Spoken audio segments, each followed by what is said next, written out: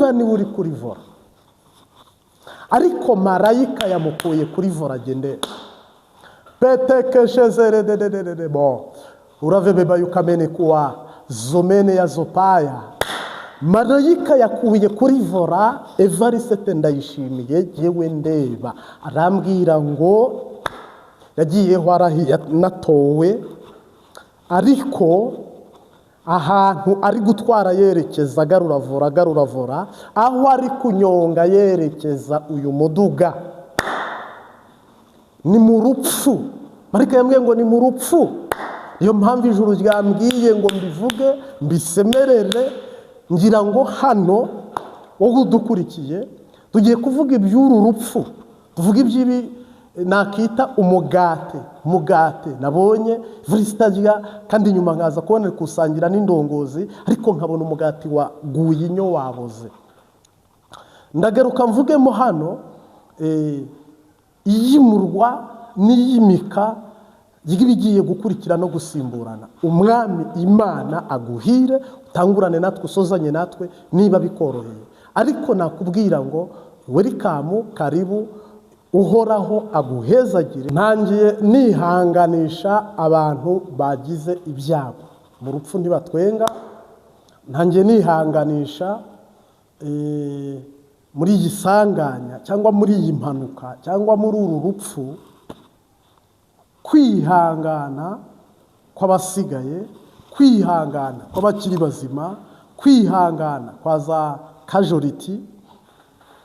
Ariko mu busanzwe hari ubutumwa tugiye kuyagamo hano, turayaga muri iyi mpanuka mbi kandi ikomeye, mbi tutanifuza ko yazongera kubaho iteka ryose itsindwe. Turongera tugaruke rero tuvuge kuri uyu mugati Evariste General Major Ndayishimiye yamanyaguye akawutanga akawusangira n'abarundi. Nge naje kubona rero Evariste General Major nyene cyubahiro se barundi afite umugati munini, mbona ari kusangira n'abantu batandukanye, nabo turabagarukaho. Ariko nza kubona umugati wahindutse inyo, cyangwa uri kujoga inyo, cyangwa umugati wabaye inyo. Iby'uyu mugati rero turabigarukaho koko. Mu busanzwe umugati ni igihugu, umugati ni igihugu, nicyo yakagombaga gutabagura kugira ngo umuntu wese aronkeho agapande cyangwa se ibimutunga. Niwo mugati mwese musangiye mu ijambo rimwe. Ariko uyu mugati ntabwo ndi bubivuge nka kurya Yesu yabivuze ngo nuko yakira umugati arawushimira. Oya, Evariste we Imana yamuhaye igihugu, muha n'uburongozi, ariko umugati awumanyuye aho washaka undi arawumwima, aho wagomba undi arawumwima. Fendof rero bigiye kugenda gute? Nuko uyu mugati bagumye bawurya, ariko nyiri umugati awuteza kubora. Kandi uyu mugati waje kuvamo urupfu rubi nimvuga urupfu rubi. Niyo mpamvu ibyo we yakabaye azwi ubuzima akabona n'ubuzima se barundi ndetse nabo bari kumwe nk'indongozi, ariko ibi nibyo bigiye kuvamo gupfa, kutakaza, guhunga, gutishingano, kunanirwa, mbese kuba nta hantu na hamwe igihugu kigihagaze cyangwa igihugu kikiboneka cyangwa igihugu kikiri kizima. Bo bageze igihe bakirya ariko bari kurya ikibona, ntabwo ari kizima. Rero ngira ngo niyerekwa riza kugora abantu kuryumva, ariko ndagushimiwe dutangiranye iteraniro uri mushya ukande saboni, noneho wowe dusanganwe ukande like, ukore share, uhoraho aguhe umugisha.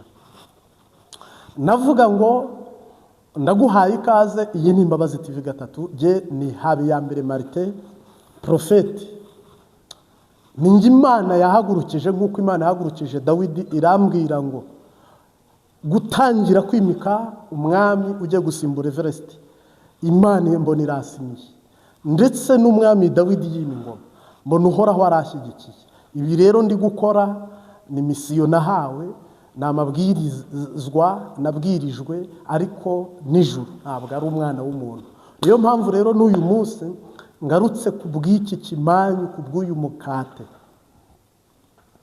Umuntu yafashe igihugu cyose akigabanganya inshuti ze, abavandimwe be, umugore we aramuha, buri muntu wese aramuha, n'undi aramuha, ariko hari abatarigeze baronka n'akavungukira. Twatuvungukira tuva ku meza dutunga utubwa twabashebuja, harimo n'abataraturonka. Buno rero tuvugana, igihugu kigiye kuvamo icyo nakwita nk'uburozi. Igihugu kigiye kuvamo icyo nakwita nka aside. Igihugu kigiye kuvamo icyo nakwita inyo. Igihugu kigiye kuvamo ibintu nakita Yesu we ari bufate marayika uko nyine ngo imbeba yakurikiranye akaryoshye hakurinda y'akabati. Sinzi mu Kirundi uko babivuga. Ariko aba nabo bakurikiranye kwiba ntibahaga, kandi igihugu ari icyabo. Wibaze vrema, bakurikirana guhemuka, bakurikirana ibintu byo kwimika inkona n'ibindi n'ibindi. Ibyo bintu barabivudukamo, buna ahantu bigeze bimaze kuba nka misile yiteguye kuguruka, kandi imaze kuba nk'igisasu kiteguye gusambuka. Grenade hari urudodo duca cyangwa se hari imbarutso yarwo, uko byagenda kose uretse kuyigerekaho ibintu ikaba ari byiturikana nk'imicanga, imifuko irimo imicanga. N'igihugu uko byagenda kose, neva mbikubwire nk'umuhanuzi, nabo mufatikanyije ba reverend kuri yo, mwarariye mwaranyoye, ariko ubu tuvugana hagiye guturikamo ikindi kintu mutizigaga, mutabonaga, kandi mutakekaga, kandi kitari buze gitebye cyangwa gikererewe. Ahubwo ubu tuvugana tagete y'Imana, umurongo w'Imana, inzira z'Imana, ubutware bw'Imana nibwo buri mu murongo. Ntabwo rero Imana igufatira aho uri gufatira mu byo ukunda, kandi na shitani gushukira mu byo ubamo urangariramo. Yego, buno rero mwabonye ko titire na tamuneri yacu twanditse ngo, cyangwa tukavuga ngo igihugu cyarohamye, Tanganyika yisha abantu, abasoda, imbonerakure, abo bantu barohamye. Nibyo, ntabwo ariho gusa, ahubwo n'abantu benshi barohamye muri ubu bwato. Neva niwe utwaye igihugu, yararahiye, ntabwo yatwaye igihugu atarahiye. Neva yarahiriye gutwara igihugu, niwe uri kuri direction, niwe uri kuri vora. Ariko igihugu cyarayobye, ingabo zirayoba, gisoma nturi, imbonerakure zirayoba, zisoma nturi, abize barayoba, abatarize arabayobya. Donc iyo shoferi rero atagishobora kumenya ibyapa bibuza, ibitegeka, ibyemera nyine, iyo atagishoboye kumenya igisate cye aragonga. N'ubu tuvugana rero, kandi iyi niyo mpanuka mbi Uburundi bunyuzemo, niyo mpanuka mbi Uburundi bunyuzemo. Kuko Uburundi habaye ingwano, haba imyigaragambyo, haba ibintu bitandukanye. Ntabwo ikiro cy'indagara kigeze gifata 200,000. Mumbwira ahantu Burundi kuva bwikukiye bukiri no mu bakoroni ikiro cy'ibiraya cyaguze 300,000. Nyamara se Barundi uri mibiraya wavuga ko ari ubuswa bw'abarundi n'ubujiji bw'abarundi. Nyamara aba Barundi ubayoboye niwe nyine cyubahiro se Barundi. Ntabwo mpamye ko bikwiye kuba bimeze uku cyangwa bikwiye kuba bigenda uku, ahubwo ni uburyo bumwe na bumwe shitani yifashishije ngo igihugu akigeze muri Tanganyika mo hagati bakinyweshe nturi. Mwibuke, ntabwo Burundi bwigeze bubaho nta gitoro. Burundi bwari bufite igitoro gihagije kandi cyinshi. Ibyo bintu ari ibintu bisanzwe, ariko uyu munsi wa none nakayobera abahinga. Cyari igihugu cy'u Burundi cyari gifite amadovize no mwibarabara bayaguha, ariko uyu munsi ngira ngo bakubonanye $1 wanacibwa umutwe. Nakayobera abahinga. Igihugu cy'u Burundi ibintu byavaga mu ntara byari byinshi bagasagurira n'amahanga, ariko uyu munsi nakayobera abahinga. Rero nibe, ariko twebwe ndumwe mu bantu uhoraho agomba gukoresha ibimenyetso n'ibitangaza n'utwumiza. aha mutegereje ko turi bwambare ibintu bihambaye kugira ngo mwemere ubutumwa tubazaniye, kandi mutegereje ko tuzajya tubereka ibimenyetso n'ibitangaza kugira ngo mwizere, abandi mutegereje uzaza kubacungura ukomeye. Oya, ko Imana yahagurukije Dawidi asuzuguritse, akengerewe, adagayitse, niko Imana yaduhagurukije ngo tuvuge ukuri mu nzira n'ukuri n'ubugingo bya Kristo. Iki gihugu cy'u Burundi rero, amamuko yacyo n'iherezo ryacyo, niba Yesu abingabije, onodi Jezi, ndi umwe wo gufata muri aya mezi twegereye. Nababwiye ngo bigomba kujya byipasa. N'ubu muri uku kwezi turimo kwa munani hagomba kwipasa ikindi kintu cy'agatangaza cy'agakura igihugu cyose kikanyeganyega. Mwabonye ko mu mpera z'ukwindwi no mu gutangira k'umunani hagaragaye isaga cyangwa isanganya mu buryo butandukanye bugaragaza ko Imana iri kumwe natwe, ihagararanye natwe mu murongo w'ivugabutumwa. Silivupure, mu murongo w'ivugabutumwa. Buno rero dufite abantu bemera nka Tomasi, babonye bemera nka Tomasi ari uko ngo babonye nyine biriya na biriya na biriya na biriya. Ntabwo twebwe tuhamagarirwa kukwigisha ngo twemere. Emera Kristo wadutumye, emera Kristo wadutumye. Murebe urukundo rukomeye cyane twahawe n'Imana ihoraho, twahinduwe abana b'Imana ihoraho, dukwiye kubana amahoro, tuzanezerwa cyane mu ijuru, tuzaririmbana n'abera, tuzambikwa ikuzo muri urwo rukundo, n'amarira azaba mu ijuru.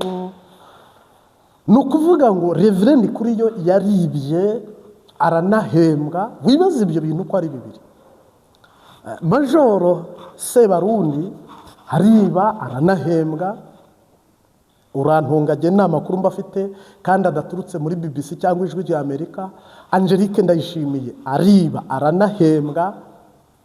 Urantunga tubivuge, n'abandi ntari burondore hano.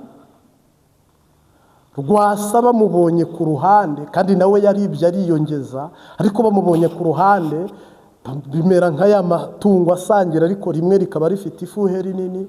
We bagira ati waba, baramukanga ariruka. Bunyoni nawe ariba ariyongeza ariko bamubona ku ruhande.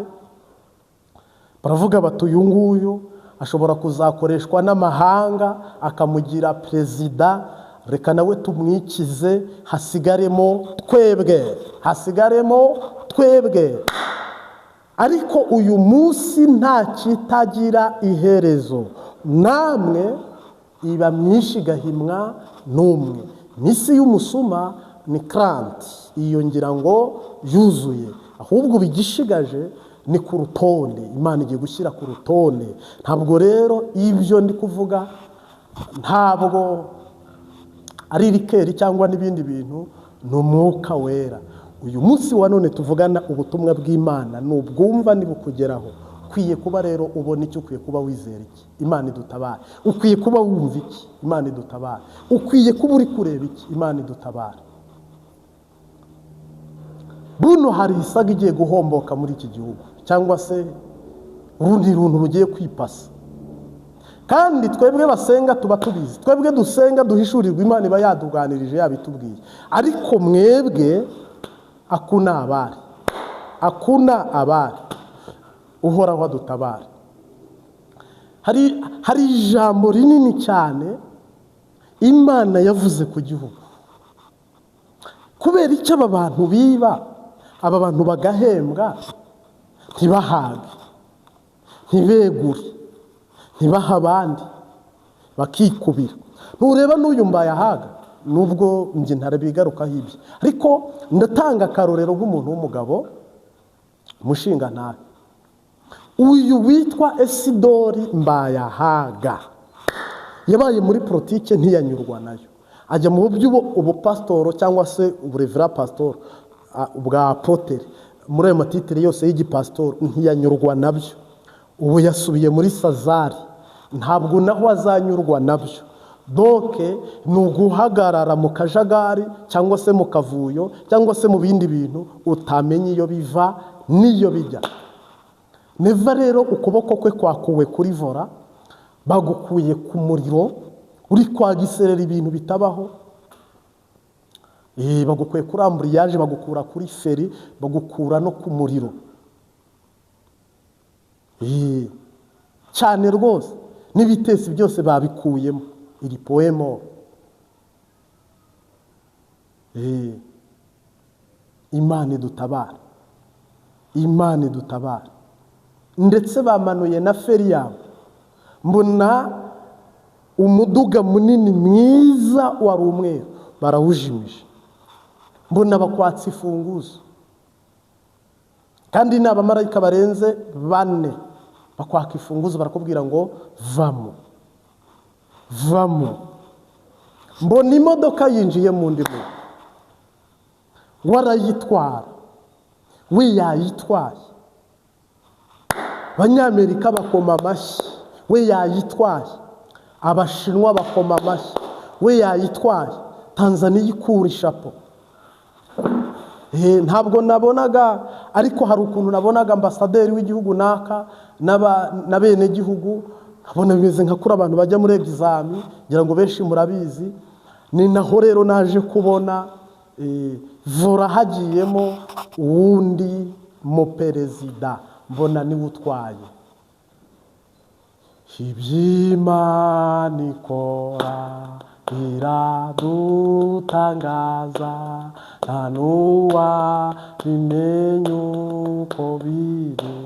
Ari kw'icyo nzino, kw'iby'Imana ishaka ari byo biriye gukora. Mu rugendo ntabwo nabimenya byose, ariko zikonza bimenya. Ni kuko iturizwa n'ibyago biriho, kandi ari byo mu gihe gito. Ni kuko iturizwa n'ibyago biriho, kandi ari byo mu gihe gito. Yesu nzi. Nigarukire ngo mbasomye ku mazi. Yesu Kristo nashimwe cyane. Nakubwiye ngo nabonye akurwa kuri vora hajyaho undi muntu aratwara, kandi mbona kuri iyo vora Imana irambwira ngo iki ni igihugu cy'u Burundi, regisiyo yacyo ni presidence. Hama uyu muduga ni mwe mu yera cyangwa se n'uburongozi butangwa n'ijuru ni marayika, niwe muduga. Haleluya. Hama uhoraho arambwira ngo aba bandi uri kubona impande zose n'abubatsi n'indorerezi, n'abantu bagomba kuba ibyo bintu byose babikurikirana. Umwami rero arambwira ngo uyu nguyu nta Imana itagize, ahubwo ni impumyi. Marika yambwiye ngo uri impumyi. Mumbabarire sintukanye, sinanavuze nabi. Horaho yambwiye ngo mbabwire ngo muri impumyi, mwebwe ndongozi muri impumyi. Yesu aravuze ngo muri Matayo ngo impumyi irandasi yindi impumyi zose zigwa mu kinogo cyangwa mu cyobo. Uhoraho rero yambwiye ngo ni impumyi zikururana, ziyoborana, zirandatana. Marika arambwira ngo rero igihugu cyari kimaze iminsi gisoma nturi, kandi cyari kigeze habi, aho gupfira. Igisirikare kigasuzugurwa, kandi n'ubu ntibicyoroheye. N'ubwa mbere ingabo z'u Burundi zitsinzwe, zigatsindwa A, zigatsindwa B, zigatsindwa C,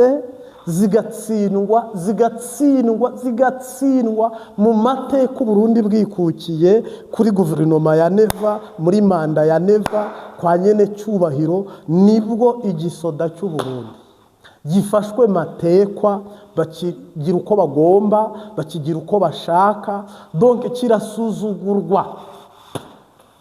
kuva igihugu cy'u Burundi cyikukiye nibwo bwa mbere East Africa ndetse na EAC buri gihugu gifite imbohe z'abarundi zidafite ibyangombwa biziranga nk'abene gihugu.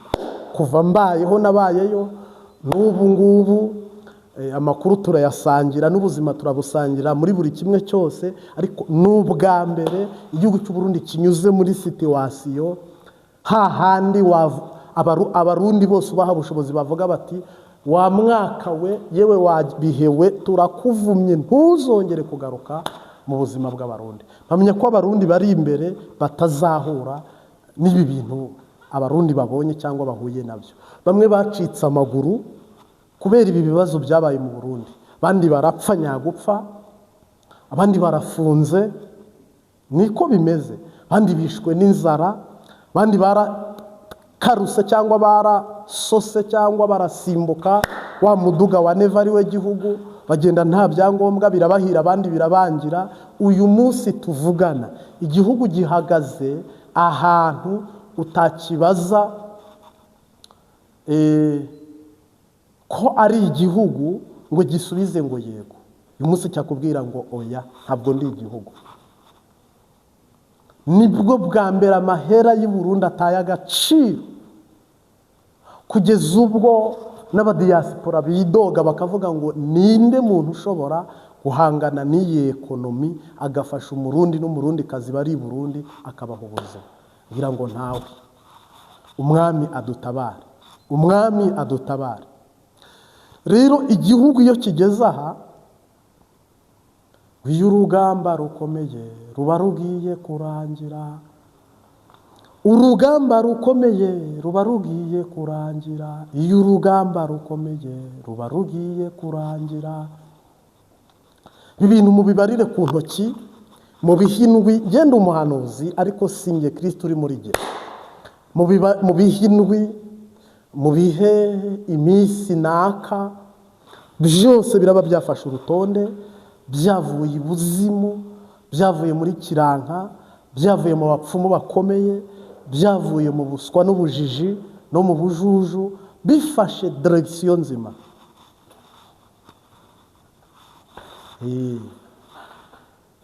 Moteri shyashya, amaraso mashyashya, ubuzima bushyashya, imibereho mishya, abene gihugu bashya mu mitwe no mu mitima. Ibyo bintu mubyitegure rero ko ari byo bigiye kuba byibonekeza. Haleluya. Muririmbyi umwe muri kantike y'Ikirundi yaravuze ngo nzokwama nkwizigira zikuta zompemukira ninara mukangowe zizigira Yesu gusa, zizigira nkiriho kugeza ubwo uzacisha mu kirimba k'ijuru, zizigira Yesu gusa. Iyo merewe neza mu bugingo ndaririmba, iyo ngowe ndasenga nizigira umwami wanjye, nizigira nkiriho kugeza ubwo uzacisha mu kirimba k'ijuru, zizigira Yesu gusa. Reka mbabwire nk'umuhanuzi, buno nta n'umuntu ucyemere gusohoka mu gihugu cy'u Burundi ngo arahunze, asahuye itunga ry'igihugu cyangwa banki, nubwo yaba neva. Dore umuntu wemerewe kuba yasohoka igihugu. Twe tuvuga ibintu tuzi, tureba, uhoraho asinyeho biri seriye. Kereka usohotse nta kintu wibye cyangwa ujyanye, wahoho sava. Ariko izi ndongozi buno bamwe mutangiye gutekereza guhunga kubera ko ibintu byabaye bibi cyane. Buno bamwe batangiye gutekereza ubuvuzi baha neva kuko biteguye isaga itari nziza. Reverend kuri yatangiye gutekereza ese Everest apfuye nzayobora, nzarongora, bikamusiga. uri muri gereza ari kwibaza ngo none se ninde uzankura muri gereza nk'aba perezida, kuko bamwe bafite amasezerano yo kuzaba perezida. Ba Rwasa barababeshya ngo bazaba perezida. Oya, utarabaye perezida Rwasa wari kuba perezida 2015. Na mbere yaho hari ahantu abaseneri byarabacanze, ngira ngo buno biragoye, ariko ntibigoye mu buryo bwa politiki, ahubwo Imana ntishaka ko habura A na B. Oya, ntabwo igihugu cyaguma muri situwasiyo nk'iyi, kandi mwese muri bamwe. Ninde wavaho undi akajya haka agakora ibiroranye bishimwa n'Imana? Nta n'umwe muri bo. Barahari, ariko abo bahari ntabwo mvuze mu Rwaza cya Neva cya Reverend Kuriyo. Oyaye, bone n'uwungirije Reverend Kuriyo, jamais. Buno rero igihugu ntabwo bigishoboka ko bagifata ngo kigume mu bukene, kuko ubukene buri kubarusha imbaraga, bufite sipide. Yesu arabushyigikiye, ubukene bwahagurutse buri kwirukanka. Igitoro bifite sipide ko kiri kubura.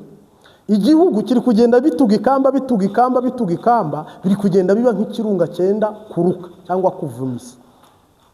Ntabwo bigishoboka rero ko biba mu maboko y'abasendide defudede.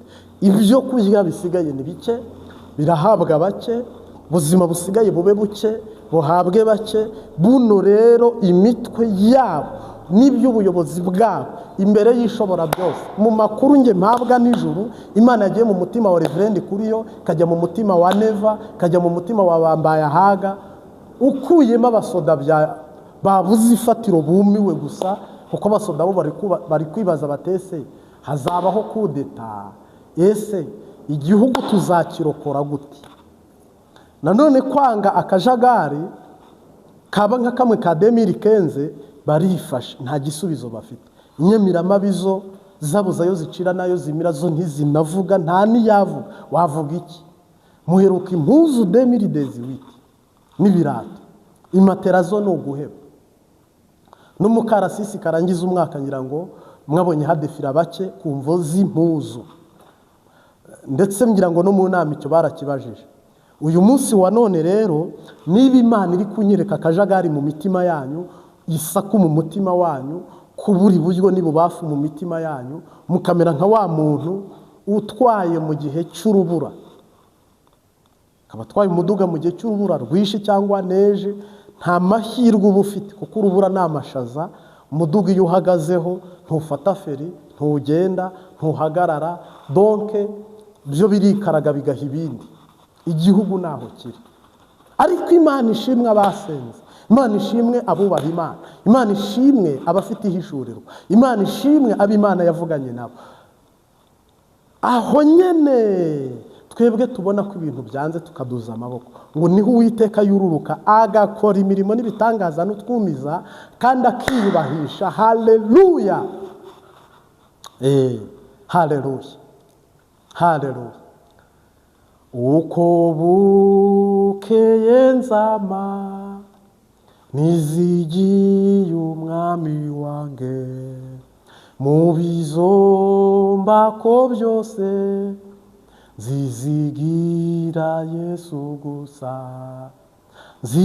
zizigira nkiriho kugeza ubwo uzacisha mu kirimba k'ijuru, zizigira Yesu gusa. Hano rero uwabahaye ni ubaka, ngira ngo igihugu nta muntu muri bubwire ngo urumva, ngo vraiment, ngo jusque, ngo kamemu. Nta ufite umwana ukuze, nta ufite umwana muto uvuge ngo igihugu ngo nzagihanaka, ngo igihugu ngo nuva nzagikoresha ukuntu. Igihugu cyamaze kuronka nyiracyo, igihugu cyamaze gukugwa mu maboko no mu minwa yayo. Gusa ko mudafite amaso ntimugire n'amatwi, n'izi mbonera kure zirabizi neza. Ngaho se nihagira undi muntu wo mu mbonera kure uvuga uti rwose dukwiye kubaho nta gitoro, nta mahera, ntaki, nawe avuge ngo akoro ngo ni good, ubivuga winyegeje, ntago wabihamya ngo wemanga uvuge ngo ni ukuri rwose ngo nge ntacyo bintwaye. Birakigutwaye ko birenze no kukigutwara. Imana idutabare. Uhoraho rero niba agiye kubaka Uburundi kugeza ubwo Uburundi buraba bwubakitse bukagarura Kigoma, ntugire ngo aho harimo imijenjeko cyangwa imipyinato cyangwa ibindi bintu twe tutaramenya. Oya, aho harimo ukuri n'ijambo ry'Imana biriseriye ku rwego rwo hejuru, biriseriye.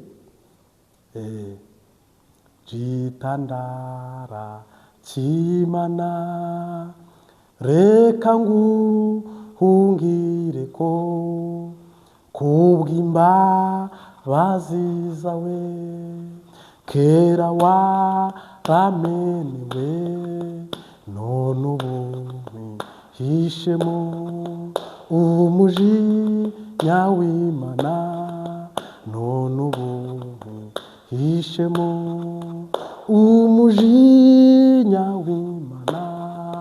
Amazina maraso byo murubavu rwawe binkizi buryo bombi, urubanza rw'ibyaha n'imbaraga mbiza byo bye kuzatsinda ukundi.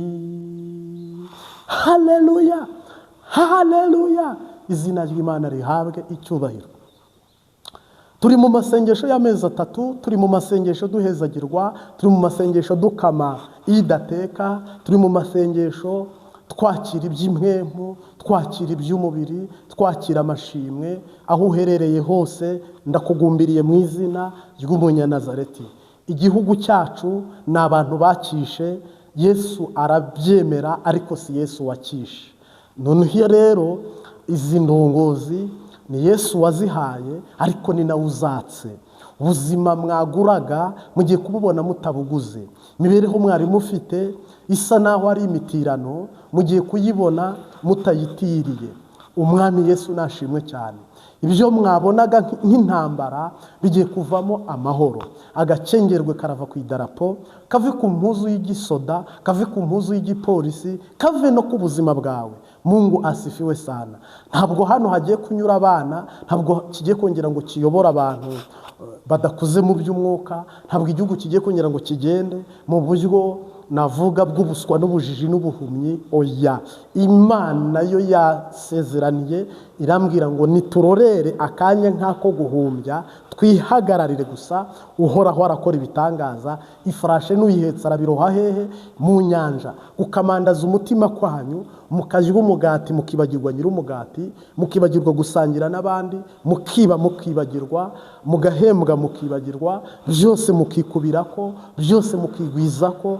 Umvira ijambo ry'Imana icyo rivuga. Uko mwabonye uyu muntu apfukamye undi mu mugongo, namwe mwapfukamye igihugu mu nda. Ishobora byose idacugwa kibera, itabeshya, ititiranya amazina, iyaduhamagaye kwizerwa no kwiringirwa, irabateruramo imizi mwateye. Nta giti Yesu atarimbura, Yesu afite katiripurare. Nta kintu kiri bunanira Imana mu murongo w'Imana. Nagira ngo ntangaze rero mwivuga butumwa rizima. Turi mu kwezi k'umunani, twiringiye 1 day, isaha iyo ari yo yose, isagonda iyo ari yo yose, 5 kuri 5 turareretse, turareretse, turareretse, turareretse. Ku buzima bwacu turareretse, ku gihugu turareretse. N'aba bantu bavuze ngo barahambaye, harimo abantu bagiye bambwira ngo nzaba ndeba ngo nibitabase, abandi bakambwira ngo turahiganwa ngo turebe yuko ngo atari ibinyoma, atari ibipapirano. Nanjye ntacyo, nimero ziriho, ntabwo ndi buhinduke uyu munsi, ntabwo ndi bwibeshye iyi saha. Ukuri natangiranye nako nzagukomeza kugeza tugeze i Kanani, tugahindura sije, tugakora ibindi. Ariko sahize turi mu kubaka iki cyubako Uhoraho yaduhaye kubaka. Mungu asifiwe sana. Ndabyemera abantu barwara karonda cyangwa se icyo bita karande, ariko muri aya masengesho turimo, banza wimenyeho ko urwaye karande, banza wimenyeho ko wagiye i Samariya biranga, ugiye Yudaya biranga, ku mpera y'isi biranga.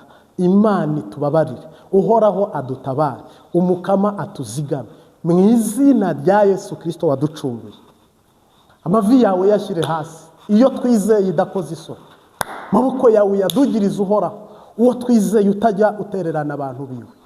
Mu izina rya Yesu Kristo, uruhanga rwawe uhoraho arusukemo amavuta. Uwo twizeye utajya witiranya abantu amazina cyangwa ngo yihende cyangwa ngo yibeshye. Nagira ngo ntangaze mu izina rya Yesu, nagira ngo ntangaze mu bushobozi bw'Imana, nagira ngo ntangaze mu butware bw'Imana. Ntabwo ayo twasenze ari ipfabusa, ntabwo aka kanwa twatuza ari ukugira ngo abantu batubone, ntabwo amatwi yacu yumvise ijwi ry'ubusa, ntabwo amaso yacu yabonye iyerekwa cyangwa inzozi ku busa, ntabwo akanwa kacu katura Kristo mu binyoma jamais. Oya, nta nubwo amavi yacu apfukamira abayari, ntiwihende ntubyitiranye. Ntabwo amaboko yacu akorera Dagoni, ntiwihende ntubyitiranye. Imana dukorera, uhoraho twakoreye, ndetse n'ahazaza nadushoboza tukamukorera. Uwo twaraye mu mazi tukurira igiti, tugakata intara, tugafata indi, tukagenda n'amaguru n'umuduga n'ikinga n'ipikipiki n'ibajaje na tukutuku, kugira ngo tuninahaze izina rye. Ndakurahiye ntabwo ari budutererane, uhoraho ariyubahisha mu izina rya Yesu. We wiyita iki imbere ya Zerubabeli? We wiyita iki? Uri iki? Uri iki? Uri iki? Burya nta kigeragezo kitagira iherezo, iyo ukitwayemo neza kigusiga uhagaze. Uracurwa ukanagurwa ukajya ku rufatiro, ukagisohokamo neza nta mugayo ukuriho. Burya ikibazo gihana imbibi n'igisubizo, humuriza intambara suko zizahora. Ikigeragezo ufite ugiye kugisohokamo neza, hari Imana itabara ku munota wa nyuma. Burya nta kigeragezo kitagira iherezo, iyo ukitwayemo neza kigusiga uhagaze. Uracurwa ukanagurwa ukajya ku rufatiro, ukagisohokamo neza nta mugayo ukuriho. Burya ikibazo gihana imbibi n'igisubizo, muri izo ntambara suko zizahora. Ikigeragezo ufite ugiye kugisohokamo nawe, ahari Imana itabara ku munota wa nyuma. Haleluya! Itsinzi ndayumva hafi, ndayumva imirindi yo gutabarwa, ndayumva imirindi y'ubutabazi. Araje aje gutabara, humura Yesu aratabaye. Uburundi bwaraduze, buraduga buraduga buraduga, umusozi udahera. Ngira ngo imyaka n'indi wandusha kuyiharura buduga, ariko Imana yambwiye ngo buratambitse, buratambitse. Burundi bwacu bwiza, tambika, tambika. Umwanzi wawe ni Satani, Uwiteka amuhane. Kandi umwanzi wawe ni Sekibi, Uwiteka amuhane. Niyo mpamvu buno rero, haleluya, hagiye kuba icyo nakita isezerano ry'Imana rigiye gusohora, rigiye gusohora. Dawidi mukamumenya, Sawuli mukamumenya, kandi ibintu bikabahita bijya mu murongo. Mungu asifiwe sana. Nje ndi mu mavuta, ni connection n'ijuru, ndabyumva kandi nawe uri kubyumva. Nyemerera dusengane data, twerekeze ku musozo. Ubundi butumwa buzabageraho ejo, minota twihaye ibirangiye. Twakubwiraga ngo vura yafashe undi, vura yafashe undi. Mwami Yesu ndagushimiye, uri Arufa uri Omega, uri itanguriro ukaba n'iherezo. Natwe duciye bugufi, umwigisha n'umwigishwa tugabanire imbere zawe. Haleluya. Turi mu matarike y'uko-8, ndetse twitegura gusoza itariki ya nyuma yo kwa 8 y'amasengesho. Haleluya. Uzatugabanira umugabane w'amashimwe n'uw'imbabazi n'uwo kugukorera ari wo gakiza. Icyubahiro kibi cyawe. Ngaho rero Mwami, uteze amatwi ubutumwa bwiza bumurokore, uteze amatwi ijambo ryawe kandi rimukize. Mu izina rya Data n'Umwana n'Umwuka Wera, amen. Ndabakunda cyane. Imbabazi TV 3, ubutumwa bwiza nagahoraho kandi ni bwiza. Turabandanyije twebwe intambwe Yesu yatanguje muri twe, akomeje umurimo. Nawe turagushimiye kudushyigikira mu buryo bwose, by'umwihariko kudeshapo mu gihugu aho uherereye hose. Kudeshapo Imbabazi TV 3 turifatikanyije turorera iby'Imana yadusezeraniye ko tuba dushyitse i Kanani mu kanya nk'ako guhumbya, mu kanya nk'akisasi. Yego, haleluya. Hari igitondo mugiye, haleluya, haleluya, zahanura ejo. Hari igitondo mwe mugiye kubyukiramo, hari igitondo mugiye kubyukiramo, amahanga yose akubarara akabona Imana, naho ibindi byose ni uguhendana. Ndagushimiye, uhezagirwe. God bless you. I love you. Murakoze cyane muri Kristo Yesu.